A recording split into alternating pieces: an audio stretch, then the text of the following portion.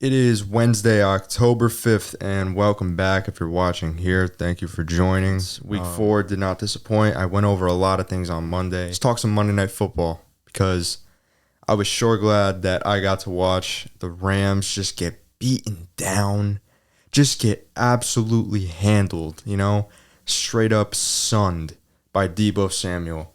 Because obviously, if you don't know already, I'm a 49er fan, and what happened on January 30th, 2022, I think it was January 30th, the NFC Championship game,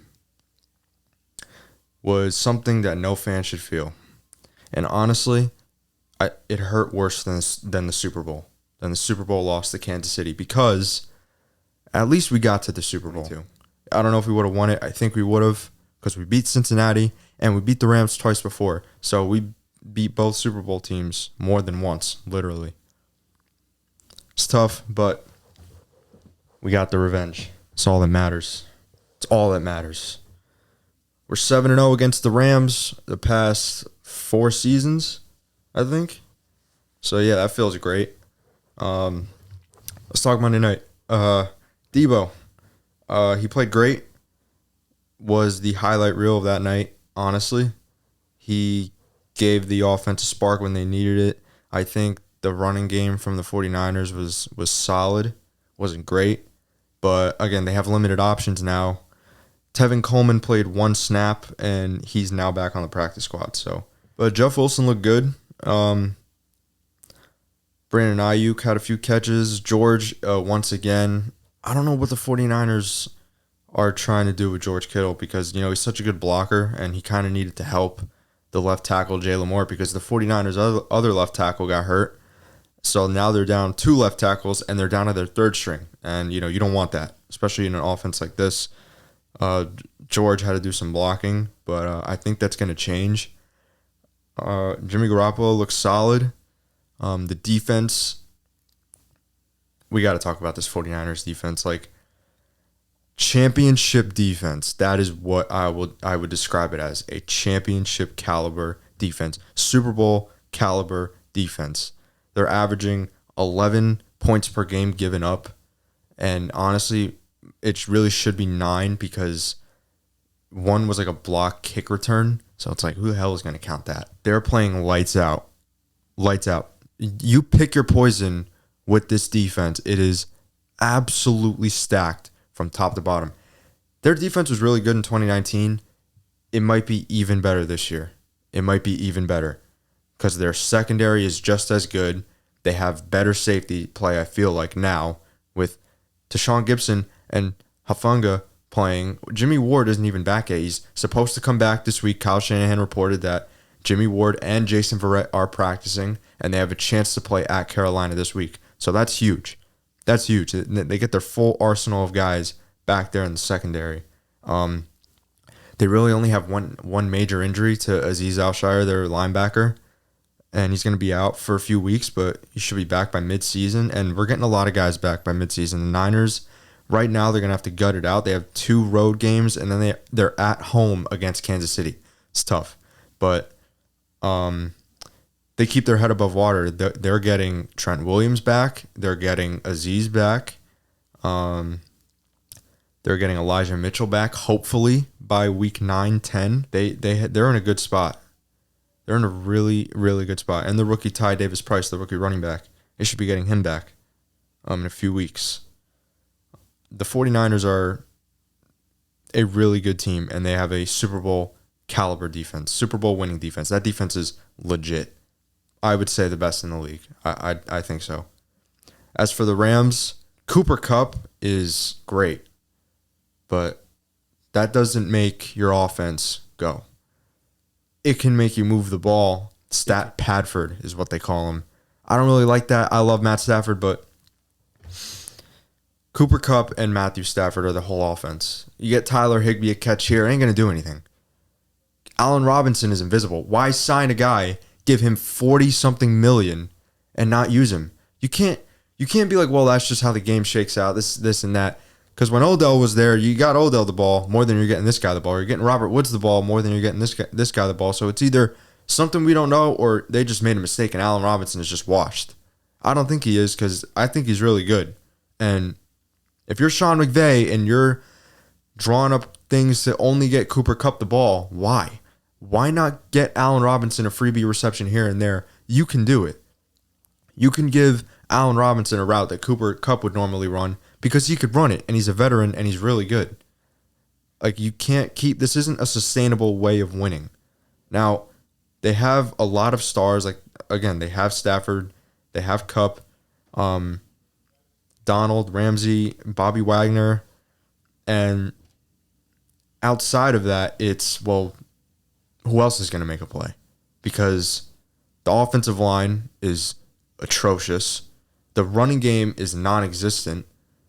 And as far as other targets go, besides Cooper Kupp and maybe Tyler Higbee, there's none. Hopefully when they get Van Jefferson back and they get their center back, something will change.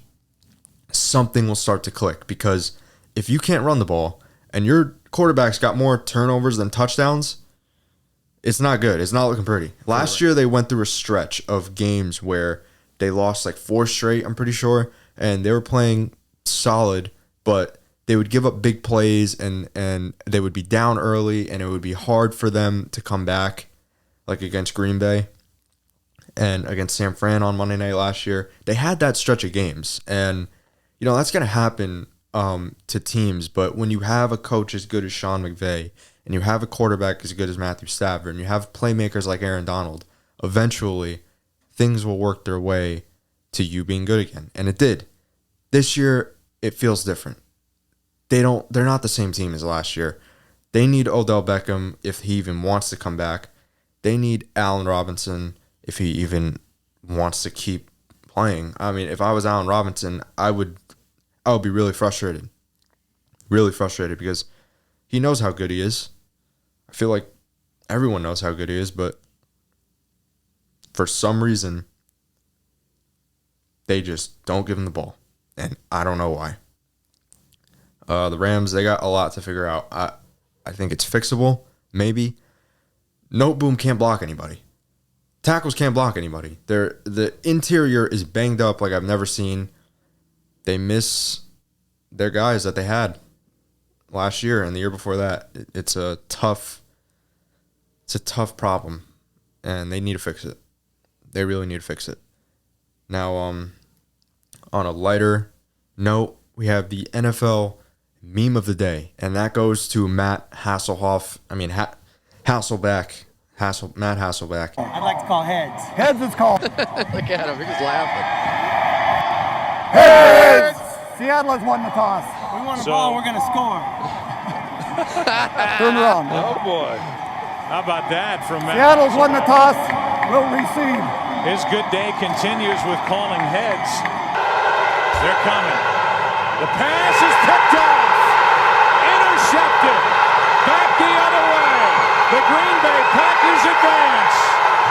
Many of the headlines will talk about what he said at the coin flip. Can you believe that Chris Collinsworth used to announce with Troy Aikman and Joe Buck? That's just hilarious. I'm sorry. Imagine walking to the locker room, you'd be like, dude, why does this happen to me? I can't believe this. Why? Why did I make those stupid comments? Why is my last name Hasselbeck? Well, so many things going through his head, I bet. I posted that on the Deep Ball on Instagram. If you want to go check that out, maybe follow. One of the fastest growing football accounts, the best football account, I'd say, on Instagram. Go ahead and check that out. We got something else I wanted to segue into. Never wrote a segue I want to, but I'm going to, in a figurative sense. Points per game allowed on defense. It's been a very impressive year for defenses, I think. So the leaders through 4 weeks in points per game for defense. Number 1, San Francisco, 11.5. Number 2, Buffalo, 14.5. Number 3, Dallas, 15.5. 4, Jaguars, 16.8. 5, Tampa Bay, 17. 6, Denver, 17. 7, Green Bay, 17.3. 8, Cincinnati, 17.5. 9 and 10 tied Giants and Eagles, 17.8. Strong showing for defenses this year. That's the top 10. I'm going to say this about San Francisco. I think they're the best defense, and you can't run on them. Their pass rush will kill you. they're the most impressive. I think Buffalo's right there because they've been banged up. Everyone has their fair share of injuries, but Jordan Poyer and Micah Hyde have been banged up. Hyde's on IR. Tre'Davious White hasn't played at all this season, and they're still wreaking havoc without those guys. And it's very impressive to say the least. I think Milano is one of the best linebackers in the league. He's not talked about enough, underrated. That front seven, and especially the front four and the D-line, they've been like this for a few years now, where they have guys that they just rotate and they keep their guys fresh and they move them around all over the line. And they're going to show you different fronts. They're going to show you double A's, and they're going to put the linebacker in the C gap, B gap. All the gaps are going to have them filled. And they're just going to make you very confused as an offense. And that's what they do really well. I like the Bills. They keep that front rotating, and that's what makes them really good. And Dallas, Micah Parsons is just not human. He's just not human, honestly. They're better than they were last year. And I honestly didn't think they lost Randy Gregory. And, I genuinely didn't think that they would. I didn't think Trayvon Diggs would repeat his 11 interception year. He's not going to, but I just didn't think they would get as lucky with takeaways. But their defense is just so good. Their front seven is just really good. Secondary is underrated as well. Donovan Wilson's playing great. Van Der Esch is playing better. And Micah Parsons, man, just absolute beast. Jags, Bucks, Broncos, they've had their ups and downs, but again, very good. Jags lead in takeaways. Tampa Bay had a fluke game against Kansas City. 41 points. That's bad, but their defense is really good. They'll get it figured out. Denver, I still don't know what to make of their defense. I think I don't know how they beat us on Sunday night. That's besides the point. Patrick Surtain is arguably the best corner in the league. He's up there. Their secondary is playing really good. Even with Justin Simmons out, he's not playing. Randy Gregory, Josie Jewell, DJ Jones, Bradley Chubb, K'Wan Williams. They're playing lights out. They had a tough outing against the Raiders. Josh Jacobs ran all over them, but, happens. Green Bay, Cincinnati, and Giants and Eagles. Green Bay, I think their points per game here are a lot to do with the teams they played, but they're still good, but you give up 24 points against a fourth-round rookie. That's tough. Still, nonetheless, really good secondary, two really good pass rushers, great defensive lineman in Kenny Clark.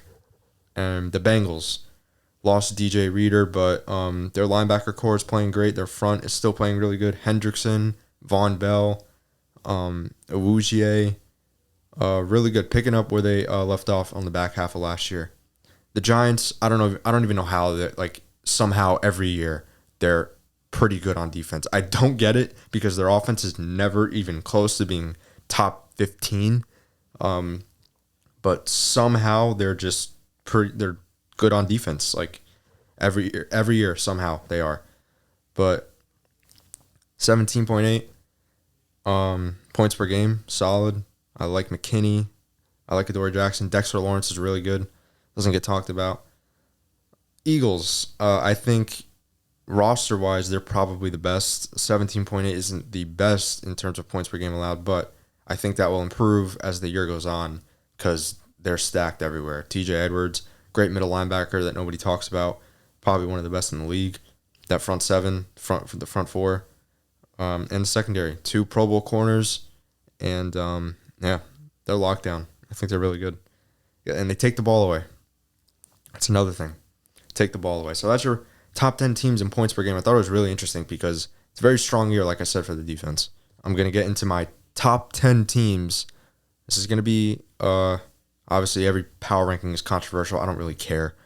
So, number 1, Eagles. They're the best team in the league. Number 2, Kansas City. I think they're close. I think they're better at running the football than they ever have been, which is very important. Then I have the Bills. So that's your first tier, I guess you can say. Those are the 3 best teams I feel like in the league right now.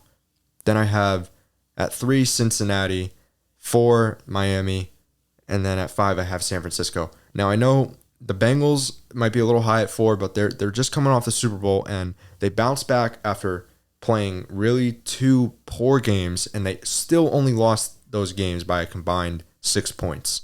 So I think it's fair that we leave Cincinnati in the top 5 because Joe Burrow, last 2 weeks, I'm pretty sure 6 touchdowns and no turnovers.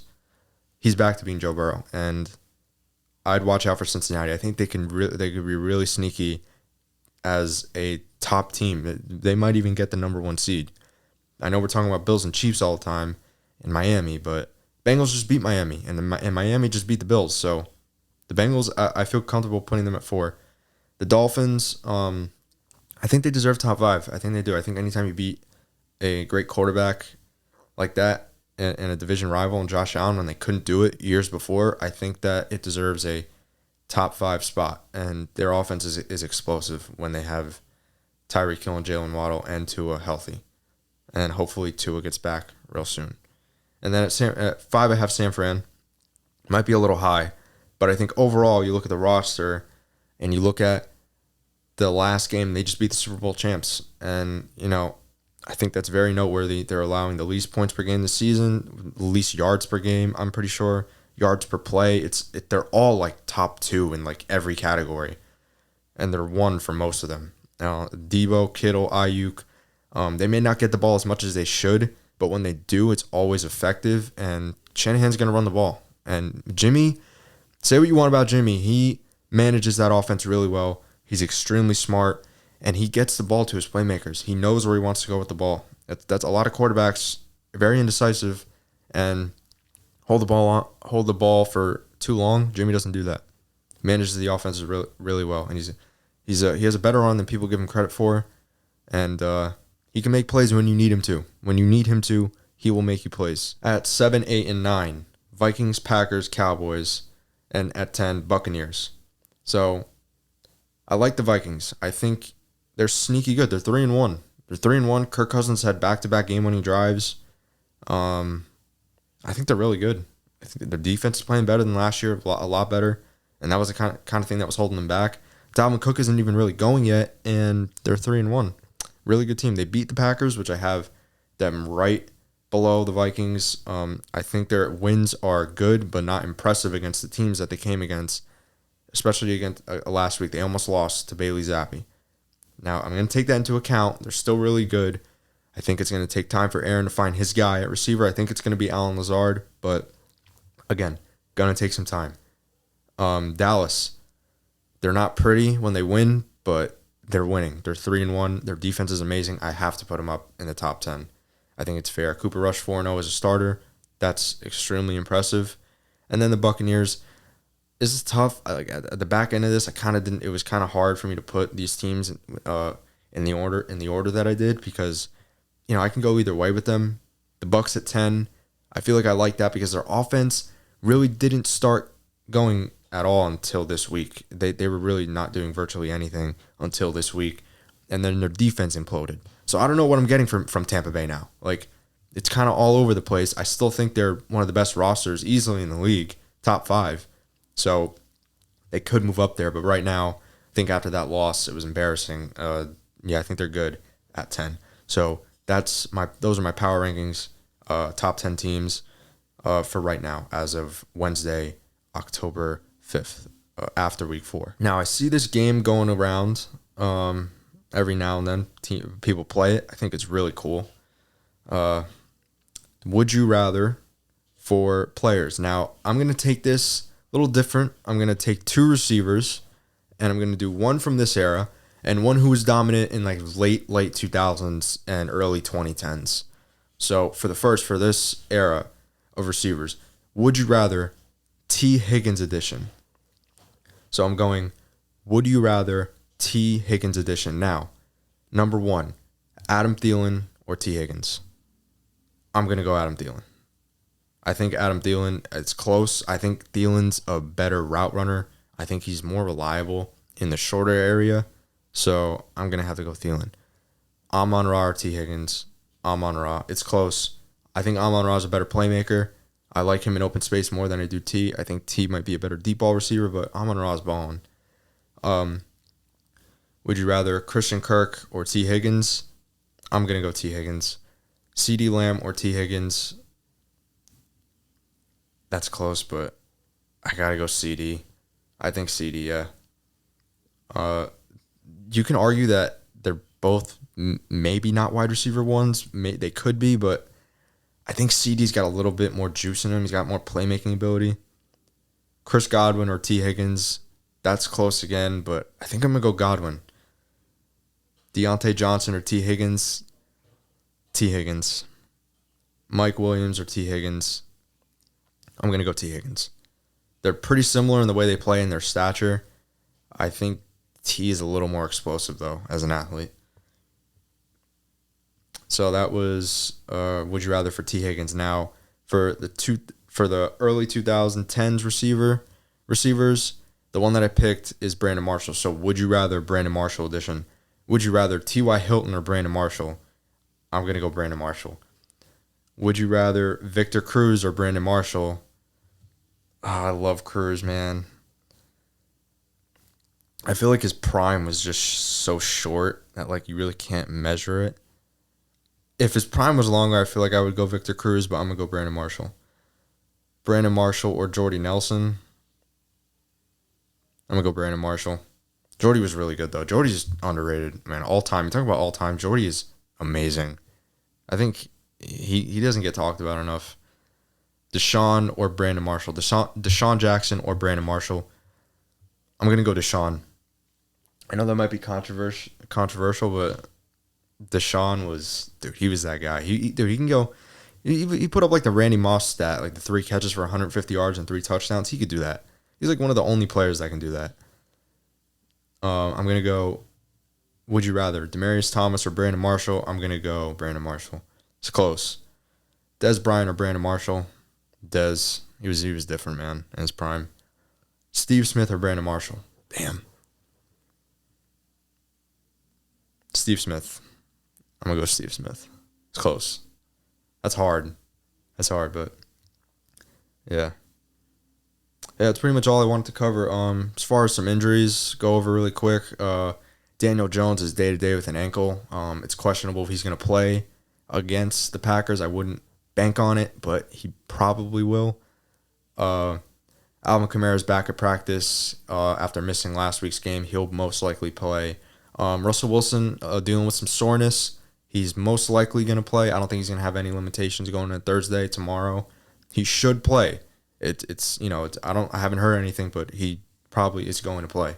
The Broncos signed Latavius Murray off of the Saints practice squad, so that's something to look out for.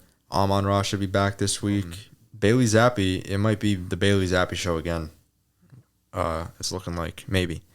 I kind of want to see that. I'm not gonna lie, but yeah, some news I want to go over just to update you guys real quick, and covered about everything. That's a really quick pod. Going in depth on some things.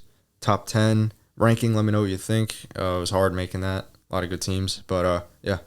Thanks for watching, and I'll see you guys Friday.